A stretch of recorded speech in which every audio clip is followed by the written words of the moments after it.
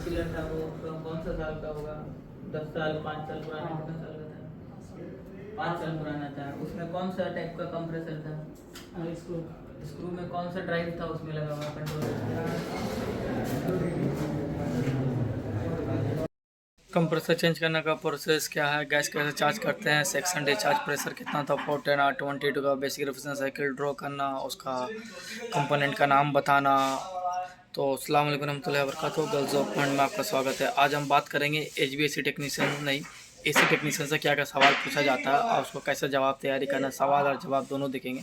अगर आप AC technician में गल्फ आना चाहते हैं तो उसका टोटल हम बताएंगे। हमारे पास जो टीम है तकरीबन 35 टेक्नीशियन है, तो लोग सब कलेक्ट किए हैं क्वेश्चन AC टेक्नीशियन में क्या क्या पूछा गया था और उसका जो कॉमन क्वेश्चन निकल का है उसको हम लोग शेयर कर रहे हैं। मतलब कॉमन क्वेश्चन का मतलब हो गया कि जैसे 30 टेक्नीशियन में से 20 टेक्नीशियन में से एक तरह का क्वेश्चन कितना पूछा गया, उसी क्वेश्चन को आज हम बताएंगे, जवाब बताएंगे आपको।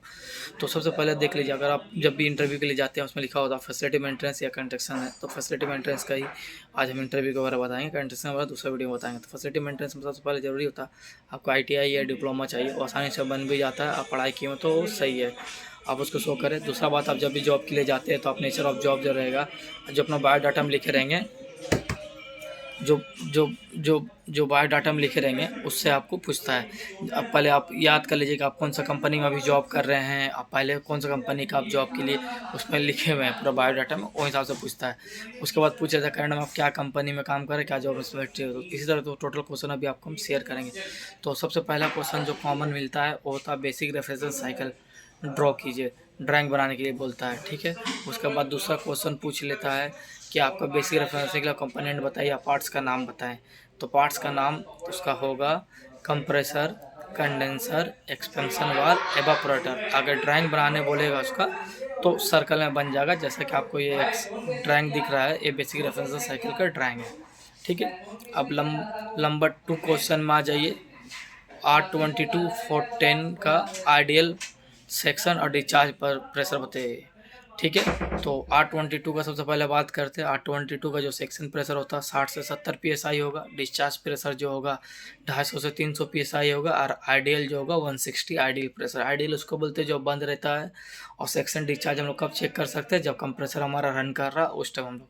अब आते हैं हम लोग 410, ठीक है। 410 का जो सेक्शन प्रेशर रहता है से 130 PSI का बीच में होगा। डिस्चार्ज प्रेशर जो होगा 450 से 500 का बीच में होगा। और आइडियल प्रेशर 250 होगा, ठीक है। अगर मैक्सिमम आपको कम से कम 2 गैस का स्टैंडिंग रनिंग और आइडियल प्रेशर ये सबको मालूम होना चाहिए, ठीक है। तो ये हमारा इसका भी सवाल और जवाब दोनों कंप्लीट हो गया। उसके बाद आपसे पूछ लिया जाता है कि एक हमारा स्प्लिट यूनिट है, उसका ब्लोअर साइड से पानी आ रहा है, तो उसको हम लोग कैसे चेक करेंगे।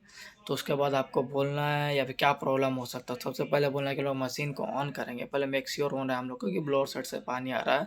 तो ब्लोअर हमारा चॉक्ड होगा, चॉक्ड होगा मतलब ब्लोअर बहुत ज़्यादा डस्टी होगा, और उसके वजह से वो एयर को सही से सक नहीं कर पा रहा है। तो उसमें क्या होता है, ह्यूमिडिटी जम जाता है कोयल में। उसके बाद क्या होता है, वो पानी फ्लो के जरिए से आने लगता है। तो ब्लोअर चॉक्ड होना इसका ओवरऑल आंसर होगा, ब्लोअर चॉक्ड होना। उसके बाद बोल देता है कि आप कंप्रेसर चेंज करने का प्रोसेस बताइए। कंप्रेसर चेंज करने का प्रोसेस जो होता है उसको अब बताइएगा। सबसे पहले हम लोग मशीन को पावर को ऑफ़ करेंगे, गैस को रिमूव करेंगे, उसके बाद हम लोग डीब्रीजिंग करेंगे,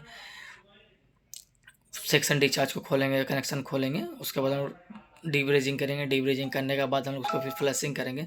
पूछ लेगा फ्लशिंग कैसे करेंगे, तो बोलेगा 141B से करते हैं नाइट्रोजन डाल के, ठीक है। फ्लशिंग करने के बाद नया कंप्रेसर चेक करेंगे, उसका नया कंप्रेसर को हम लोग उसमें बैठाएंगे। नए कंप्रेसर को बैठाने के बाद हम लोग ब्रेजिंग करेंगे। ब्रेजिंग करने के बाद लीक टेस्ट करेंगे। लीक टेस्ट सब कुछ जो मेरा ओके रहा उसके बाद हम लोग वैक्यूम करेंगे। वैक्यूम कितना तक करेंगे, वैक्यूम 29.5 मैक्रोन तक हम लोग वैक्यूम करते हैं माइनस में, ठीक है। हम लोग वैक्यूम करेंगे। वैक्यूम करने के बाद हम लोग आइडियल बंद में हम लोग गैस डालेंगे, उसके बाद मशीन को रन करेंगे। जितना गैस होना चाहिए जो गैस है, अगर 8-4-10 है तो उसका हिसाब से हम लोग सेक्शन प्रेशर और डिस्चार्ज प्रेशर चार्ज कर लेंगे, और अगर 822 तो उसका हिसाब से कर लेते हैं, ठीक है। ये हमारा कंप्रेसर चेंज का प्रोसेस हो गया, ठीक है। फिर आपसे पूछा था कंप्रेसर कितना तरह का होता है, टाइप ऑफ कंप्रेसर बताने के लिए। तो कंप्रेसर 5 तरह का होता है, ठीक है ना। रोटरी होता है, हार्मेटिक होता है, स्क्रो होता है, स्क्रोल होता है, रेसिप्रोकेटिंग होता है, ठीक है, सेंट्रीफ्यूगल होता है। तो देखिए याद कर लीजिए, आपको लगेगा सुनने में 6 है, लेकिन हार्मेटिक और रेसिप्रोकेटिंग आपका से एक ही कंप्रेसर होता है। Number 1 screw, number 2 scroll, number 3 centrifugal, number 4 hermetic, number 5 rotary. ठीक है, ये होता है 5 टाइप का कंप्रेसर होता है। अब बोलेगा एसी में कितना तरह का कंप्रेसर यूज़ करते हैं, तो 2 तरह का यूज़ करते हैं। हार्मेटिक कंप्रेसर जो रेसिप्रोकेटिंग होता है वो, और दूसरा लोटरी कंप्रेसर यूज़ होता है। ठीक है, उसके बाद आपको सवाल पूछ लिया जाएगा कि एक एसी है जिसमें आइस आ रहा तो क्या क्या कारण हो सकता है। ठीक है, अगर आइस आने का देखिए कारण जो होता है नॉर्मली वो होता है ब्लोअर नहीं घूमना, गैस कम होना, लीकेज होना, कूलिंग कोयल चॉक्ड होना, फिल्टर चॉक्ड होना, ब्लोअर स्लो घूमना, रिले स्टक अप होना। ठीक है, अगर कॉन्ट्रैक्टर आउट डलेगा तो कॉन्ट्रैक्टर स्टक अप होना, सेंसर का प्रॉब्लम से। तो इतना सारा प्रॉब्लम अगर आप बता देंगे तो 110% बोलेगा बंदा काम करता है। ठीक है, आइस आने का कारण, वाटर ड्रॉपिंग का प्रॉब्लम बोलेगा तो पहले बोलना है ह्यूमिडिटी की वजह से पानी आता है, ड्रेन चॉक्ड होना, ब्लॉक्ड होना, पुअर सर्विसिंग इसका वजह से पानी, ट्रे ना ट्रे ब्रोकन रहना, ये सब की वजह से हम लोग का क्या होता है वाटर ड्रॉपिंग प्रॉब्लम आने लगता है।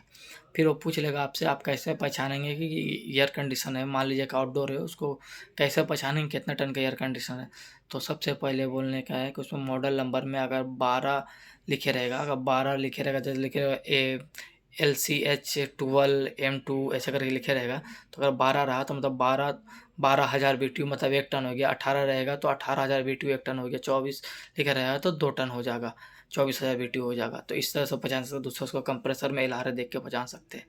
ठीक है, उसके बाद आपको बोल देगा कि कैपिलरी का क्या काम होता है। तो कैपिलरी का जो काम होता है, कैपिलरी का काम होता है रेफ्रिजरेशन का फ्लो को कंट्रोल करना। ठीक है, रेफ्रिजरेशन का फ्लो को कंट्रोल करना, हाई प्रेशर को लो प्रेशर में कन्वर्ट करता है कैपिलरी। ठीक है, और उसके बाद अगर आपको पूछ लेता है, इसके बाद बहुत सारा क्वेश्चन, अगर क्या होता है क्वेश्चन जितना तरह का पूछेगा आप उतना बताते बताइए, तो सवाल में ही जवाब वो ढूंढने का कोशिश करता है। आप जो सवाल जवाब दीजिएगा उसी से वो सवाल करने की कोशिश करें। फिर पूछ लेता है हम लोग वैक्यूम क्यों करते हैं, तो वैक्यूम हम लोग करते हैं मॉइस्चर को एब्जॉर्ब करने के लिए। ठीक है ना, जो एयर कंडीशन हमारा मॉइस्चर रहेगा, मॉइस्चर डस्ट पार्टिकुलर को हम लोग एब्जॉर्ब करने के लिए, बाहर निकालने के लिए हम लोग उसको वैक्यूम करते हैं। कितना तक करते हैं, -29.5 माइक्रोन तक का हम लोग वैक्यूम करते हैं।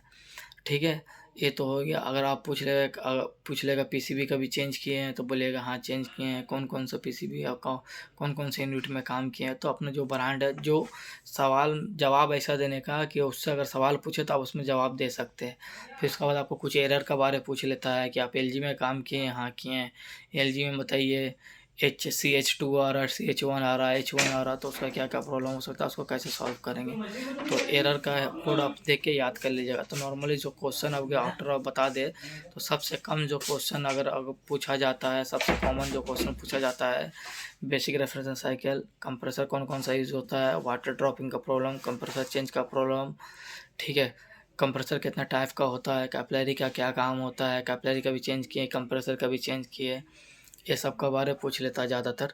ठीक है ना, उसके बाद आपका जॉब रिस्पॉन्सिबिलिटी क्या है जहाँ आप जॉब कर रहे हैं, तो अपने बारे में बताइए कि हम क्या क्या काम करते हैं। जो आपका एज पर एक्सपीरियंस हो उस हिसाब से उसको शेयर कीजिएगा, तो 110% सिलेक्शन हो जाएगा। टोटल जो क्वेश्चन, अगर 10 क्वेश्चन अगर आप याद कर लेते तो 110% सिलेक्शन हो जाएगा।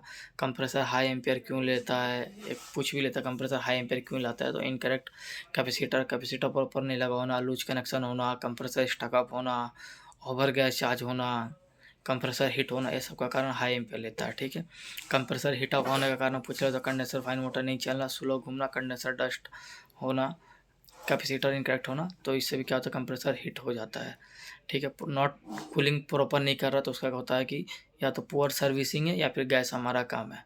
ठीक है, पंपिंग ले से कंप्रेसर, पंपिंग कैसे चेक करते हैं कंप्रेसर का पूछ लेता है, तो उसके बारह विषय से पहले बताइए कि आप पंपिंग चेक करने के लिए, अगर नॉर्मली हम लोग एसी को कैसे पहचानते हैं कि पंपिंग का प्रॉब्लम है, तो सबसे पहले गेज लगाएंगे। जब हम लोग सेक्शन डिस्चार्ज हम नोट करेंगे तो क्या होगा, सेक्शन स्टार्ट होगा मशीन तो 60-65 बताएगा, जैसे 822 है। थोड़ा देर बाद वो क्या होगा 80-90 PSI तक आ जाएगा, फिर थोड़ी देर बाद वो कम हो जाएगा, फिर बढ़ेगा। मतलब जो डायल का गेज है तो अप डाउन होगा। ठीक है ना, तो उसमें उससे आप उसको पहचान सकते हैं, ठीक है। तो और दूसरा है कि अगर उसको चेक करना है प्रॉपर, तो हम लोग क्या करेंगे, हम लोग डिस्चार्ज लाइन में गेज को लगाएंगे। गेज को लगाने के बाद कंप्रेसर को ऑन करेंगे। ऑन करने के बाद हम लोग देखेंगे कि 30 सेकंड के अंदर तकरीबन 250 से 300 psi प्रेशर जाना चाहिए।